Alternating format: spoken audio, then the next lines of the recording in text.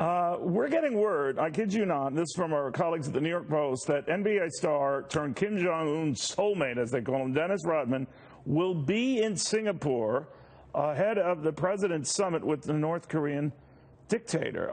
In fact, he might, be part of this ongoing process. When I think of who could figure out what the heck this means, I go to my buddy, my good friend for so many years, Charles Payne, to put him on the spot in his career as well. What the heck? What does that mean? Well, it means Peter Navarro's out or Wilbur Ross. Exactly. Dennis Rodman is down. Now we know we got a deal. It sounds like some sort of publicity stunt. I think we'd better wait to get more information on that, but it certainly sounds like someone having a good time. I mean, it's good. He's going to get a lot of publicity, so maybe if he's wearing a pair of Skechers or something like that. And you know, we'll he does. He's one of the few Americans who had a relationship, and it was an ongoing one with Kim Jong-un. And I'm just wondering, the president probably can use all the friends he can get for this big meeting, but a week from today, the pressure's on, the timetable is on. It's one day, and that's it. Kim Jong-un went to school in the West. He obviously admired, Western culture, including basketball.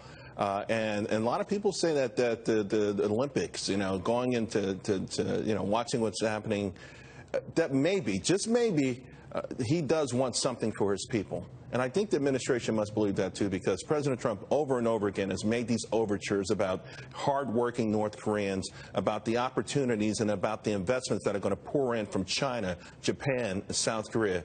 He has made this overture very many times. So maybe someone in the White House believes also that's another strong negotiating point. What you said is very deep and profound. What you're missing is that maybe he just wants a fast food outlet, right? Because that was one of the things that we were sort of dangling. Well, right? Guess what? You can get a Mickey D's, you can get a KFC, you can get it all. You know what? Get you a Starbucks. We could throw it all in there. This is like Ron Papelli. But wait, there's more. The onus does seem to be on us, though, to provide a lot of money. Now, the president's already made clear and lowered expectations. I mean, that don't expect a lot of that, and don't expect us to sort of be the sugar daddy here. But I am wondering what we would offer in return for this kingdom to start denuclearizing.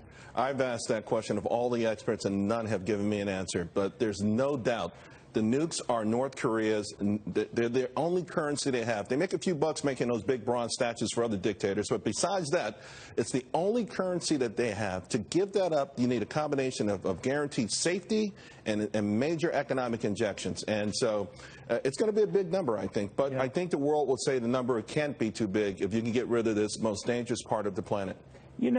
Separately, we got signs that it was lost in the argument that the Chinese are offering to buy up to $70 billion worth of agricultural goods from us. Not much reaction. Maybe some people didn't take it seriously, but that would be quite a coup for the president were it to pass. I think a lot of other presidents would have taken that, ran with it, spiked the ball, and declared victory.